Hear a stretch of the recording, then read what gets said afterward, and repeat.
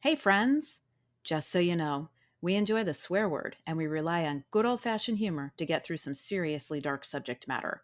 At no time do we intend any disrespect toward the victims or families of the victims in the cases we cover.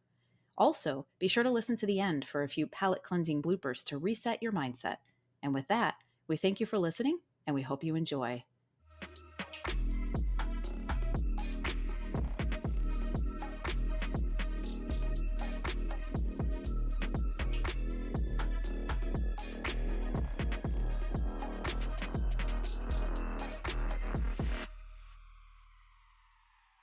Hey, friends, welcome to Crime Will Tell. I'm Carrie. And I'm Jamie. Hello, my friend. Hello. How are you doing? I'm doing well. How are you? Good as always. Good. Yeah. We're back for another episode, and this one is a tough one. Okay. It involves the mutilation and murder of a 13-year-old child. Okay. And while I don't spend a lot of time on this child's injuries and what happened to him, I do share that information because it is Okay. part of the case. And this is a true crime podcast, so it's kind of what we do. So if you're listening to this and it flies a little too close to the sun for you, we see you, we understand, and we hope you'll tune in for the next episode. Right. I spend very little time, but I do mention it. So Okay. before we even get into this, because we are going to need libation, what are you drinking? I am trying, it's called Sagamore Double Oak Rye Whiskey. Oh, a rye whiskey. Trying something different. I got a Do you little like it? sample pack of some rye whiskeys from this cool place here in town. Yeah, it is delicious. Yummy. What do you I'm got? mixing it up a little bit. Why? I'm just kidding. I'm drinking wine. Oh. I'm drinking a Wow. lovely Cabernet, but it was open and I didn't want it to go to waste. And I was like, I'm feeling wine tonight. Okay. You do you. Oh, it's delicious. Anyway, cheers, my friend. Cheers to you. Clink. Clink. All right. Let me take you back to August 4th, 1993. That's when this crime took place. Okay. It's late afternoon. We're closing in on 5 p.m., but it's right smack in the height of summer. And so it is, nobody even realizes it's 5 p.m., if you know what I mean. Right. Yeah. Dario Cicolecchia decided he wanted to go fishing. In Neu Paradis, a village in Switzerland, there was a beautiful little creek that meandered through. It was this creek that Dario rode his bike late that afternoon to go fishing, a pastime he regularly enjoyed. He fished often. He fished all the time. He would just hop on his bike, grab his fishing rod, and off he went.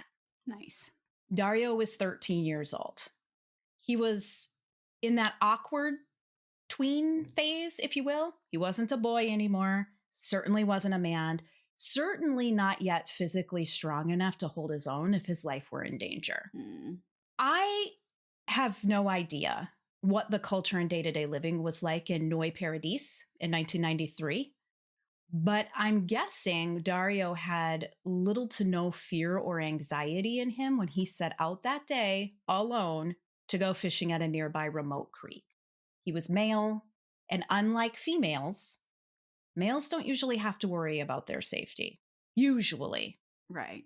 Now, if you research Dario's name, you'll see his case has been covered by multiple podcasts.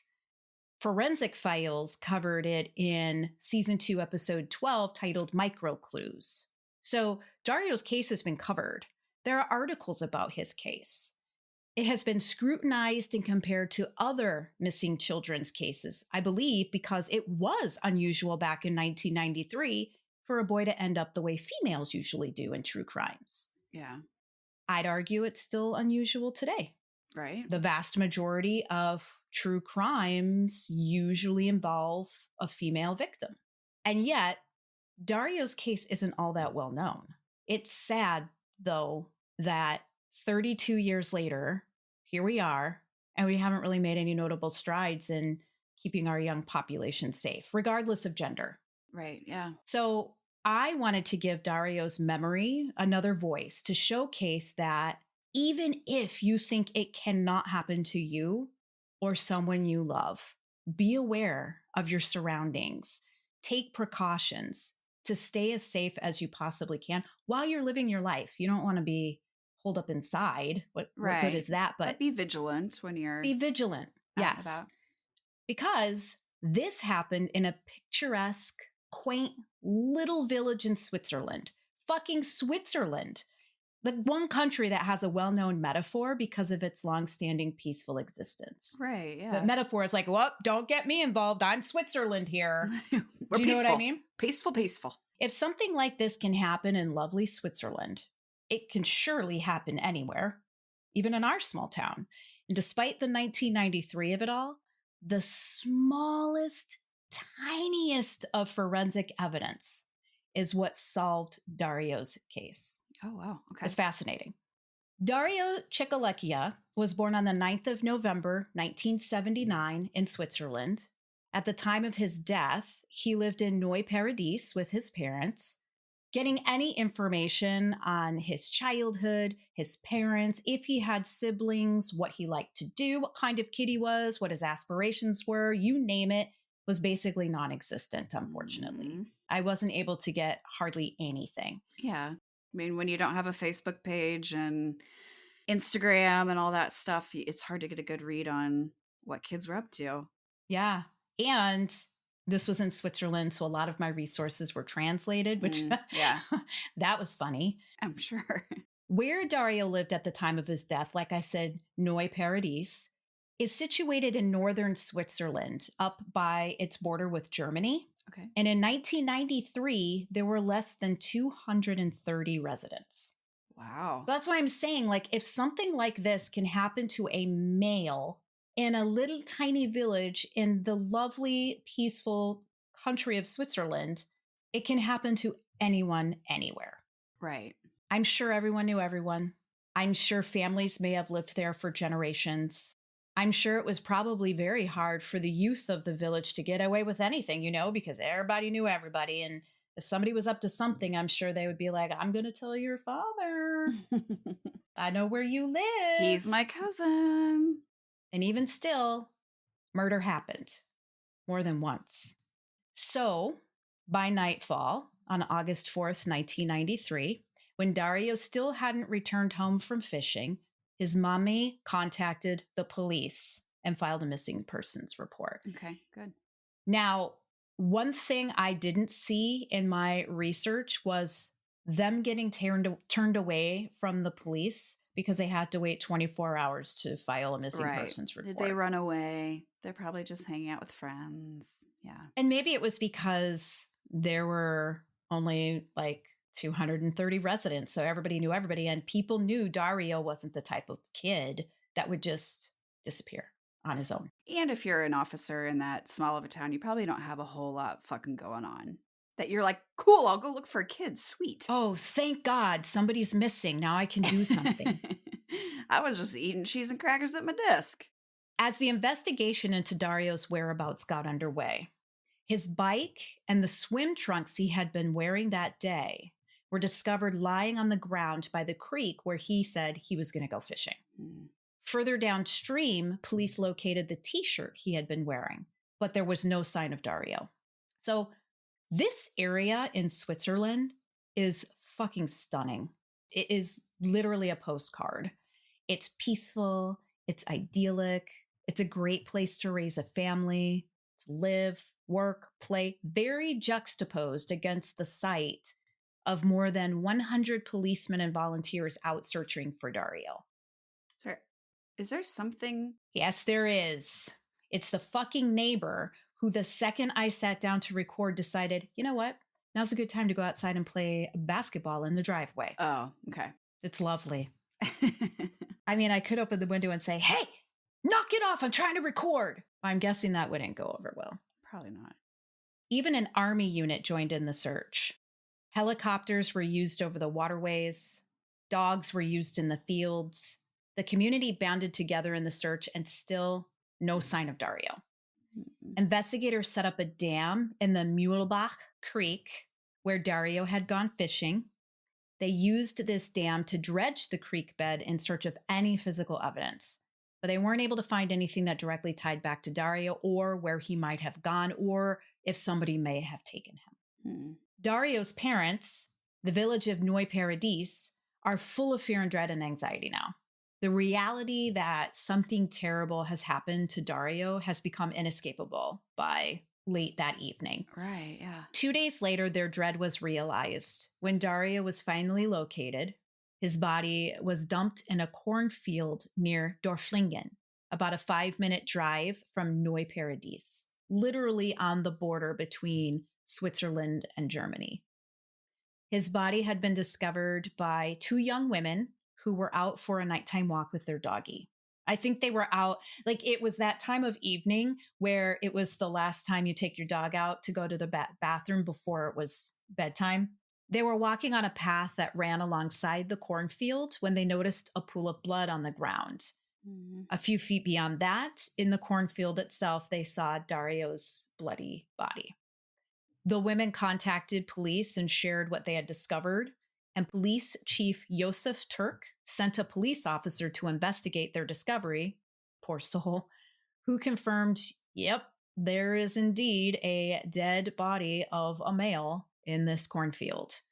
Dario's black sneakers were also found near his body in the cornfield. Nothing else was found. The community was aghast and frightened.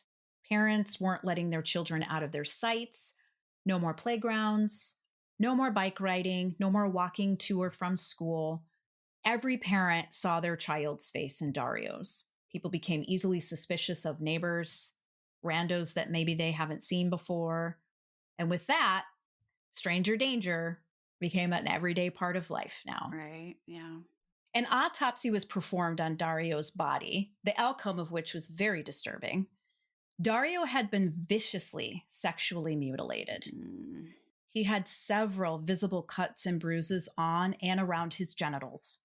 He had been repeatedly stabbed by what the medical examiner, Dr. Daniel Weiler, determined was a pocket knife, which probably wasn't even that sharp, if you think about it. He being Dario, had stab and slice wounds all over the front and back of his body, with many of the wounds as long, vertical, parallel cuts. Dr. Weiler saw that these stab and slice wounds were inflicted on Dario after he had already been killed, because it was obvious by the wounds that he did not struggle or move. He also lacked any defensive wounds. Gotcha. So he did not fight back when he was sliced and stabbed.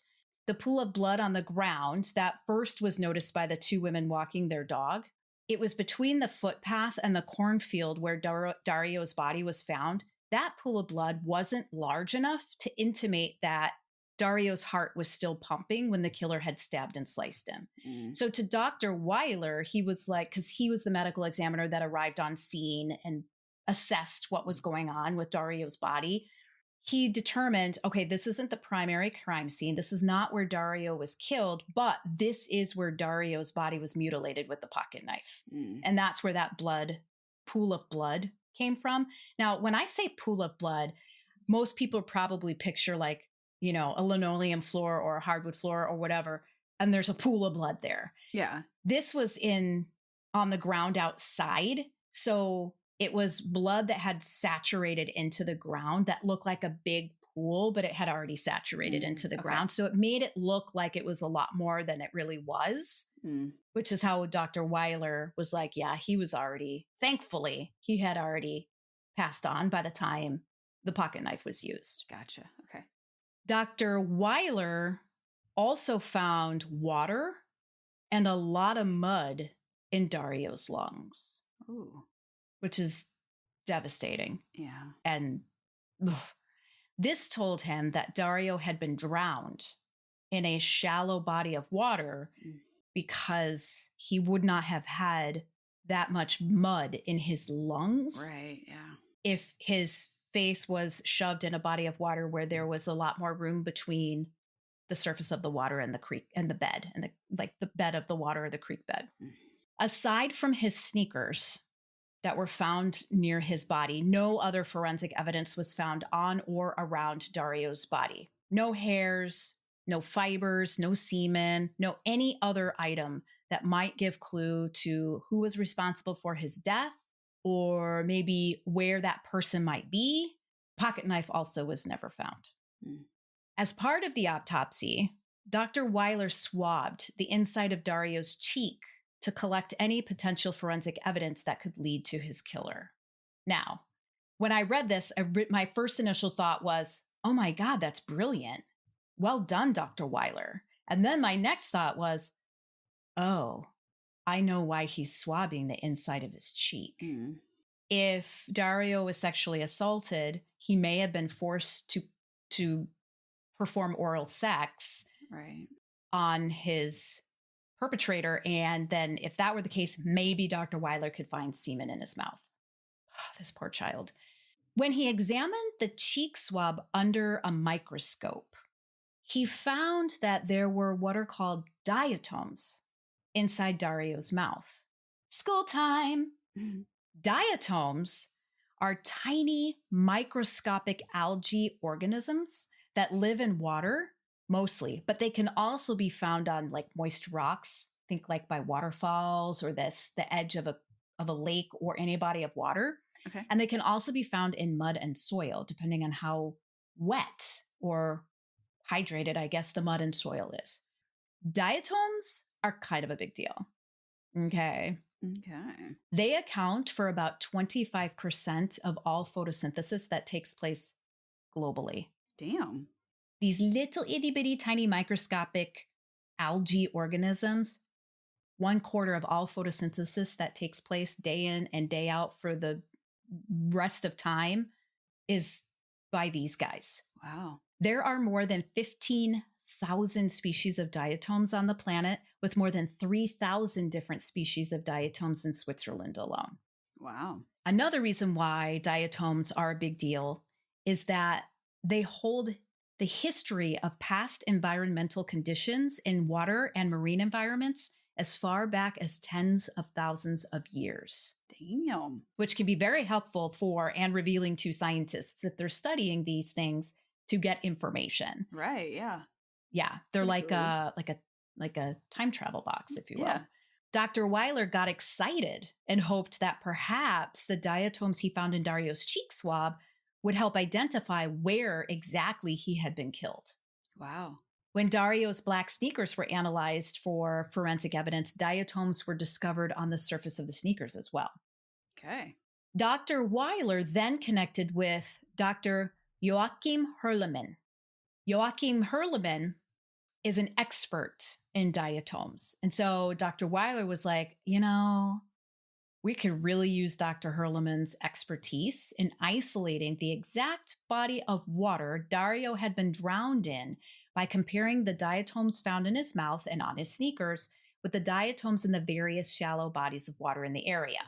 Dr. Hurleman was a biologist who specialized in the study of diatoms, so his expertise in analyzing and comparing different diatoms was exactly what this investigation needed. Nice. And Dr. Hurleman fucking showed up.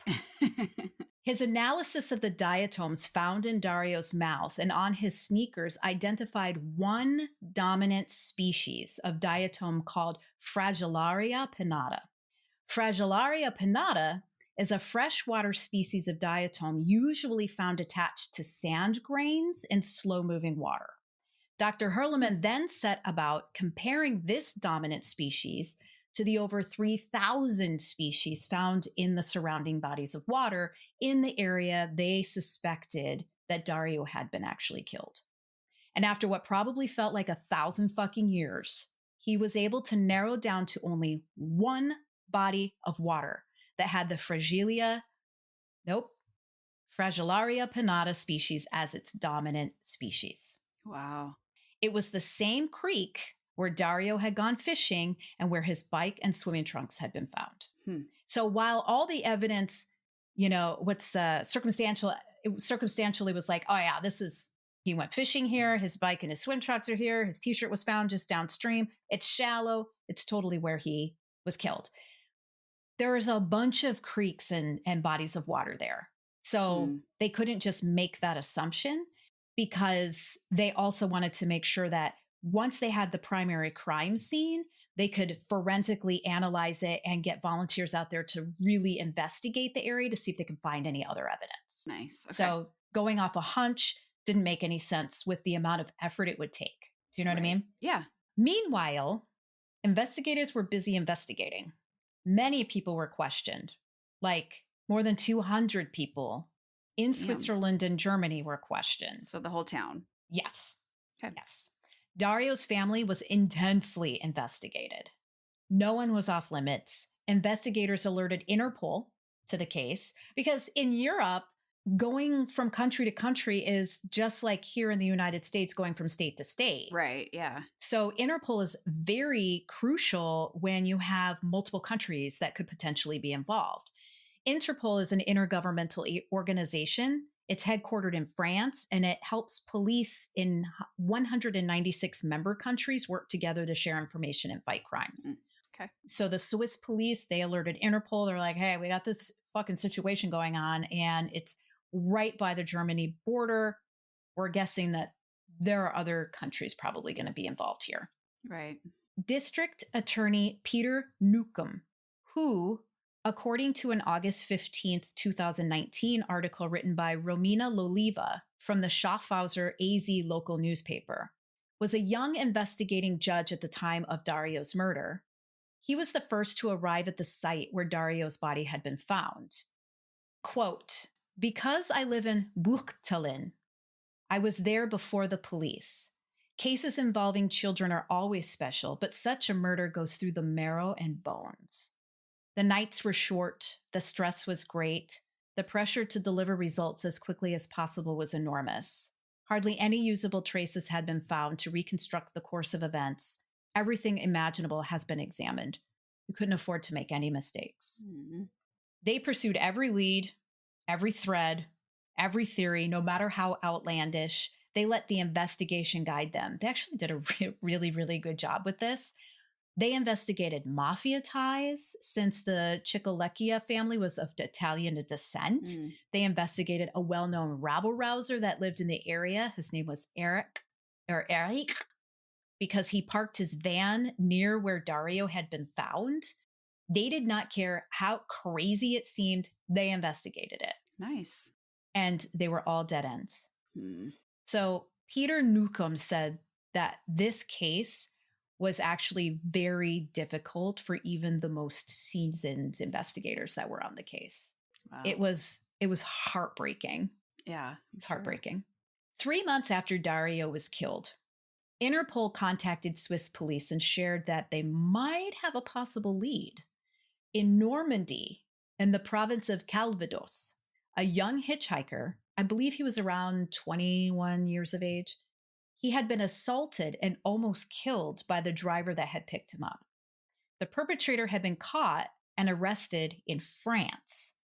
Because there were so many similarities between what happened to the hitchhiker and what happened to Dario, investigators thought it was possible that the individual that attempted to murder the hitchhiker could also be the same person that brutalized and murdered Dario. And that person was 35-year-old Ronald Keebler, Hmm.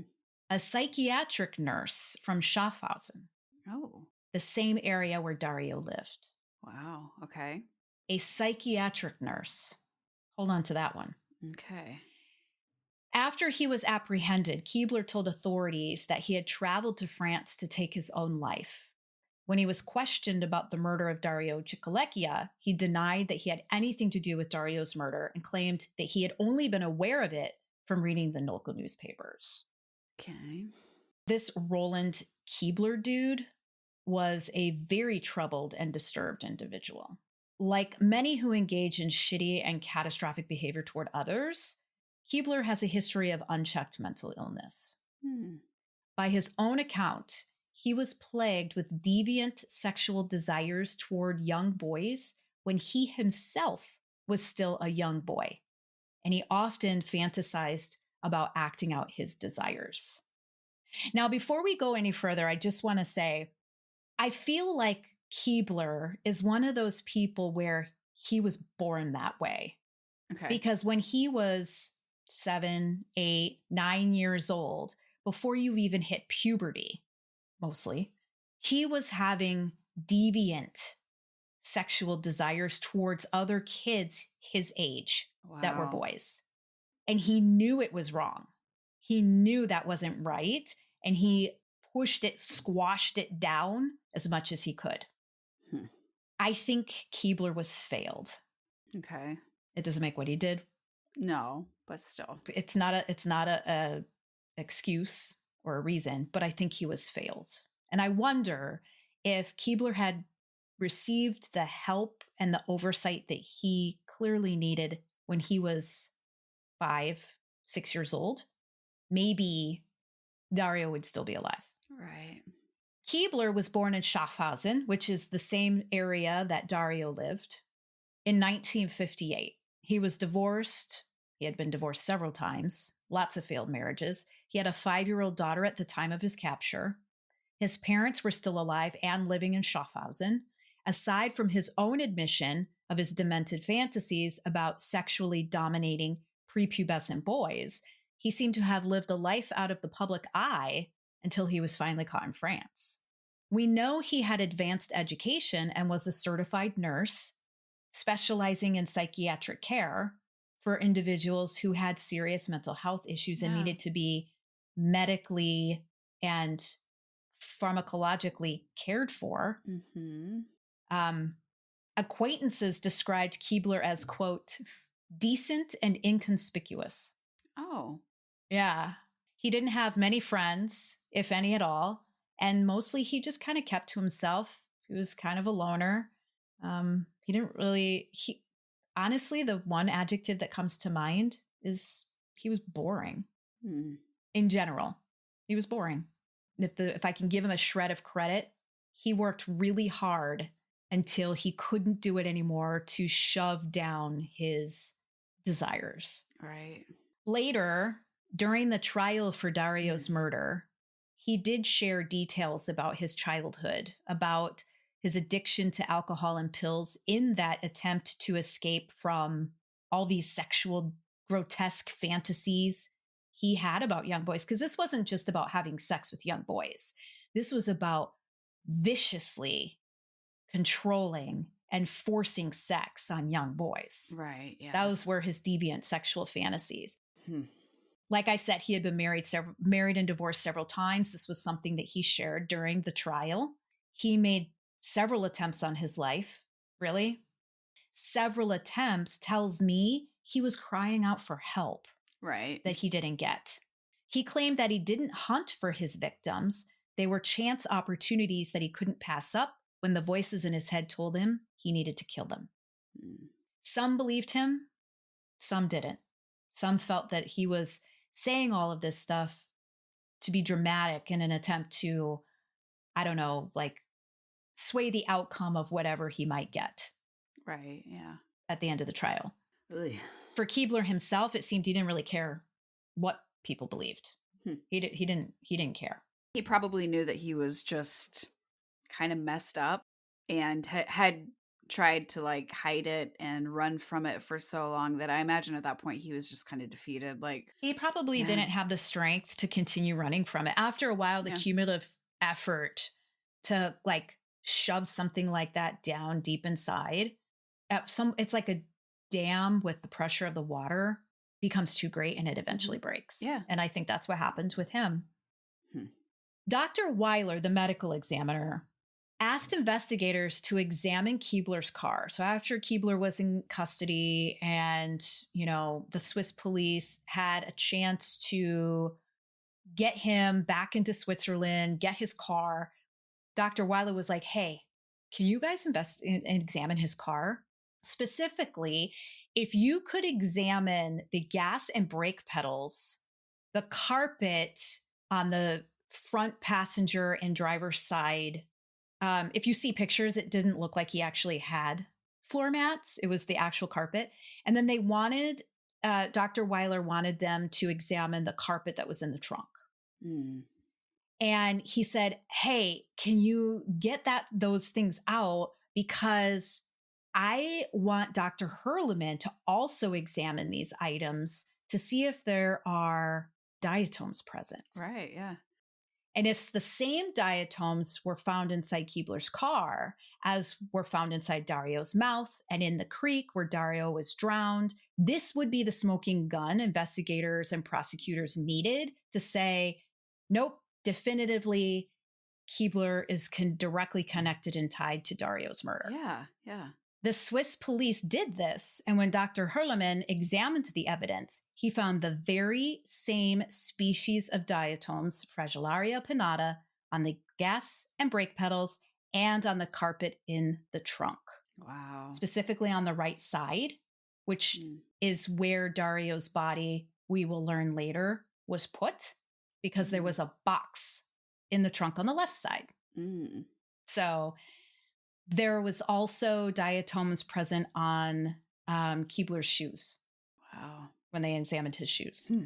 Now, police confronted Keebler with this forensic evidence. They were like, all right, so do you know about diatoms? No, let me tell you. And Keebler was like, no, I'm sorry. I had nothing to do with Dario's murder. Like, I have no involvement. However, while they were interrogating Keebler, he, whoopsie doodle, inadvertently shared details about Dario's wounds that had not been reported on. Ooh. And when investigators were like, how did you know that? Because we never fucking released that information. That's when Keebler was like, fuck. Yeah. And he finally was like, Whoopsie. yep, it was me. I killed Dario. Man. He told investigators that he had been on vacation and had been heavily drinking when he happened to drive past Dario's bike lying on the side of the road down by that creek. So he said just the thought, and it was a boy's bike, so he made the assumption that it was a boy. Mm. And he told investigators that just the thought of a boy being in the area excited him greatly. Mm. Yeah. Ew. So he parked his car and he walked down to the water where he saw Dario fishing. He said they exchanged a few words, a brief friendly conversation, and then Keebler acted like he was walking away. And he kind of hooked around and rushed, like bum rushed Dario and attacked him and pushed him into the water, where he forced Dario to take his clothes off. He sexually assaulted him. And then he pushed Dario's head under the water, and using his weight and a knee in between Dario's shoulder blades, he put his full weight on Dario to keep him underwater and basically pushed his face right into the creek bed, which is why he inhaled all that mud. Yeah. And he kept this weight on Dario until Dario stopped fighting. And then he was like, well, I don't think it's a good idea if I just leave his body here. So he picked up Dario and he walked him back up to his car and he put him in the trunk. And that's where Dario stayed for hours while Keebler just went to a commitment, a social engagement commitment that he was supposed to be at. Okay. So just that mindset. I'm going to go hang out with a dead boy's body in my trunk. Like, fucking what now? No concern of getting caught. No. No concern about somehow being found out or a smell or water seeping or anything. I mean, and he had to have been wet. Yeah, he was soaked. Jesus. Then Keebler surprised investigators by confessing to another murder, one that he had committed in 1982, 11 years prior. Wow. A 14-year-old boy named Stefan, I believe it, I'm going to call him Stefan, was riding his bike home on a lunch break when Keebler passed him in his car. Again, crime of opportunity. Yeah. He immediately pulled over, got out, and snagged Stefan off his bike and attacked him without saying one word to him. He beat and strangled Stefan and left his body near Schaffhausen. same area where Dario had been taken. His father found his body, and until Keebler confessed, there was strong suspicion in the town against Stefan's father Oh, for shit. more than 11 years. Whoa. And it wasn't until Keebler confessed to Stefan's murder that the suspicion on Stefan's father lifted. Wow. Keebler went on trial in November of 1996 for both the murder of Dario and the murder of Stefan. Some in the community were calling for the death sentence, which I don't mean this to be funny, but I found that amusing because this In is Switzerland. Yeah. No, I thought the same thing. I was like, wait, they have the fucking death Yeah. penalty? Wow. Keebler actually didn't get a death sentence. He received life in prison with no chance of parole. But that wasn't Keebler's curtain call. You would think, okay, he's sent away to jail. That's it. That's all she wrote for Keebler. Nope. For more than a decade, Keebler stayed out of trouble and he kept a low profile. He was under a psychological treatment plan that included regular therapy sessions and a medication regimen to actively treat his mental health condition. Okay. That is until January 2008. Okay. Keebler was doing his time at the Puschwies Correctional Facility in Zurich, Switzerland, the largest prison in the country. Okay. His cell was on the second floor, and in late 2007, a new prisoner was assigned to a cell in Keebler's wing on the same floor. His name was Simon, and he and Keebler became fast friends through a mutual agreement. According to a November 1st, 2018 article written by Anne Guntner and Victor Deman for Blick, Keebler would give Simon the pills he had been stockpiling from his therapy sessions. So, yay, he wasn't taking his medication. God damn it. And in return, Simon would supply Keebler with cigarettes. Oh. Win fucking win. And this arrangement worked well for both until Keebler decided it was time to shake some things up. Simon, who was 25 years old at the time, looked much younger than he was. He had a baby face, and this was too much for Keebler. By his own account, during the trial that followed, Keebler told the court that Simon had come by his cell to visit, hang out, chat with his good buddy Keebler. According to that same Blick article, this was around 9 a.m. on Sunday, January 27th, 2008. And as they were hanging out, Keebler gave Simon some nudie magazines to drool over, and as any good host would do, offered Simon a cocktail, which he readily accepted and drank. And then he was violently ill, over and over, and passed out. And then came to, and then passed out, and then came to. It really fucked him up. This is what Keebler told the court happened next. Quote, I tied him up with the smuggled bandages so that he wouldn't get up and fall down. I also gagged him so that he would behave calmly. Again, this is translated from Swiss German to English, so that might not be exactly how he said it in his native language, but after Keebler tied Simon to the prison bunk by his hands and feet, so spread eagle, Keebler told the court his intentions was to rape him. But unfortunately, he didn't have any little blue pills, so his junk refused to cooperate. Wow. Instead, Keebler used different objects and sodomized Simon, including using a deodorant bar. Keebler told the court, quote, I wanted to try it out. It was simple curiosity. Yikes. Simon continued to move in and out of consciousness, and when he did come to, he would start to try and scream, even though he was gagged. And Keebler, to keep Simon from alerting anyone, wrapped his hands around Simon's throat and squeezed as hard as he could, breaking Simon's larynx in several different places and suffocating him to death. Oh my God. Keebler told the Zurich High Court, quote, a harmless deal has developed into homicide. Everything got out of hand. I just wanted him to calm down. Sadly, Simon had almost completed his sentence and was on the cusp of being released when he was killed. He had days left. Days. Oh my God. Keebler never admitted that he intended to kill Simon, nor did he ever express any sign of remorse. For killing Simon, Keebler received another life imprisonment sentence, He was also ordered by the court to pay restitution to the parents and siblings of Simon, 60,000 francs to each parent and 10,000 francs to each sibling. That's roughly $82,000 and $14,000 respectively in USD in today's dollars. Wow. So that was a heavy restitution. How the hell is he supposed to do that? I never understood that. He didn't have a pot to piss in. He never paid. They never saw a franc. I think it's the principle of the matter. Right. Yeah. Keebler would never see freedom again. As Good. you can imagine, Simon's death created quite the buzz, with people questioning how the fuck did a prisoner death such as the one Simon went through happen? How did that happen? According to that same Blick article I mentioned earlier, prison system employees, as well as the psychiatric services division, because by the way, Keebler wasn't taking his medication and nobody was confirming whether he was taking his medication, Right. they were suspected of negligent homicide in Simon's death.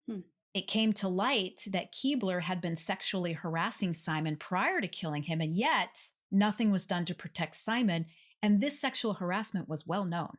Oh, wow. The accusation indicated that the employees had very much misjudged the situation, and while this may have been the case, ultimately, all judges against personnel involved were dropped and they were not held liable. Mm-hmm. The ending opinion of the court was that they could not have possibly foreseen that Keebler would kill Simon. And I kind of agree with that. You're in prison, for God's sakes. Yeah, and if it seemed like they were buddies up until that point, like why would they assume that if they were spending time together that it was going to lead to violence? Right, wrong, or otherwise, sexual harassment is a regular, common, everyday thing in the prison systems. Yeah. So Keebler died in prison 9 years later in 2017 from hepatitis C, which he intentionally refused treatment for in the hopes that it would kill him sooner rather than later. Oh, okay. After his death, a possible fourth victim came to light through two anonymous letters that were sent to authorities on July 26th, 2019, claiming that Keebler was responsible for the death of a 17-year-old boy named Joachim, who went missing in 1984 from Schaffhausen. Oh, wow. Joachim lived in Schaffhausen and was hitchhiking to an event when he went missing. His body later discovered brutalized and dumped in a forest near Schaffhausen. To date, the author of the letters has never been identified, and police have never been able to directly tie Keebler to Joachim's murder. And of course, Keebler couldn't be questioned himself because he had died 2 years earlier. But seems likely. Seems likely. I'm surprised that in such a small area that those three crimes weren't possibly connected, especially after the second one was tied to the first, that they didn't go, oh shit, there was also that other kid that like a decade before was murdered. I had the same thought. And the thing that I keep going to is it's Schaffhausen. Stuff like that doesn't happen here. Right. We're a beautiful, quaint, tiny, tiny, remote village in Switzerland. People don't murder people here. We love each other. Yeah. Yeah. And also, I think hindsight's 2020. It is really hard to see the forest for the trees when you're smack in the middle of it. And when something's happening and then, you know, a decade goes by and then something else happens. And then, but then there was a missing person around the same time, but it wasn't the same type of situation, or it didn't seem that way on the surface. I don't know. Just in a tiny area where there's probably not a lot of crime, you would think that, like, we've had 3 teenage boys killed in this area you in would like think. in 3 decades. Maybe it's this motherfucker. Yeah, maybe. Yeah. And in our culture here in the United States, crime is rampant and very prevalent. And so we have a way of thinking about that in everyday life. Back in the early 90s in Switzerland, I bet they didn't. I bet this was so beyond the realm of normal that it just didn't occur to them to connect the dots like that. Yeah, and you're dealing with new detectives where, you know, it's not like it was probably one detective that did all 3 cases, you know, that could be like, I'll be damned. Man. A shrine was established by the community at the creek where Dario lost his life. And to this day, village residents burn candles and bring fresh flowers to keep Dario's memory alive. Isn't that lovely? Yeah, I love that. He's buried in a churchyard within the village. So he's Mm. always there. His grave has a beautiful tombstone and a small bronze statue of a young boy, a symbol of the beautiful, innocent soul that was violently taken far too soon. Mm. So he's always there. Anybody can go visit him. Yeah. His parents can go see him if he had any siblings. And there's a Yeah. memorial at the spot where he loved to go Yep. fish and Yep. probably had some independence, and just time to Yeah. himself. And I don't know. Yeah. That's really cool. Yeah. That is the tragic and horrific case of the murder of Dario Cicolecchia. Mm. And this one spoke to me, I think, because it's very relatable. It can't happen to me. It can't happen here. Yeah. He's a boy. What? You've had 2 boys that age, I hope Dario's been resting in peace. I I wanted to share know. his story, just like a PSA for safety and vigilance, regardless of who you are and where you might live. Right. Yeah. Thank you for listening. And as always, rate, review, subscribe, check us out on the socials. All the places. You know where All to the find places. us. Yeah, Yeah. you can find All us. the places. You know what to do. Shoot. And with that, goodbye, Jamie. Goodbye, Carrie. Yeah, could you not just hang your tits out all the time? Yeah, every fucking second of my life. You know what icy hot feels like, right? It's beautiful.